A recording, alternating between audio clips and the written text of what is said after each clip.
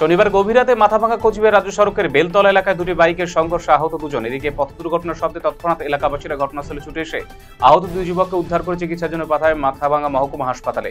আহত দুই যুবকের মধ্যে একজনের বাড়ি বেলতলা, অপরজনের বাড়ি হলদিবাড়ি বলে জানা গিয়েছে। এই পানীয় জল পরিষেবা ফলে জলের দাবিতে বিক্ষোভে সামিল এলাকার বাসিন্দারা। ঘটনায় ঘিরে উত্তেজনা মালদার হরিশ্চন্দ্রপুর শহীদ মোড় এলাকায়।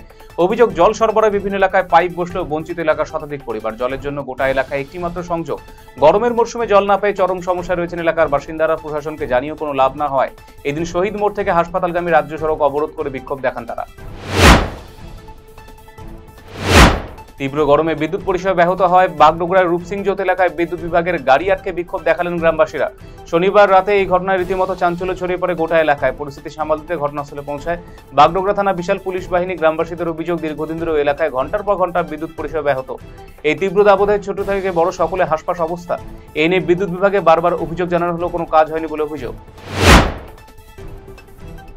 বিভিন্ন দল ছেড়ে তৃণমূল কংগ্রেসে যোগদান শতাধিক কর্মী সমর্থকদের। শনিবার রাতে চাঁচল 2 নম্বর ব্লকের ভাকরি পঞ্চায়েতে মানিকনগর 21শে জুলাই শহীদ দিবসের প্রস্তুতি সভা আয়োজিত হয়। সেই সভায় কংগ্রেসের পঞ্চায়েত সদস্য, বুথ সভাপতি সহ তৃণমূল কংগ্রেসে যোগদান করেছে প্রায় 3 শতাধিক কর্মী সমর্থক। এদিন যোগদানকারীদের হাতে তৃণমূলের পতাকা তুলে দিয়েছে জেলা সভাপতি আব্দুর রহিম বক্সি। এছাড়া উপস্থিত ছিলেন জেলা পরিষদ সদস্য রেহনা পারভিন, ব্লক সভাপতি আবুল কালাম আজাদ সহ অন্যান্যরা।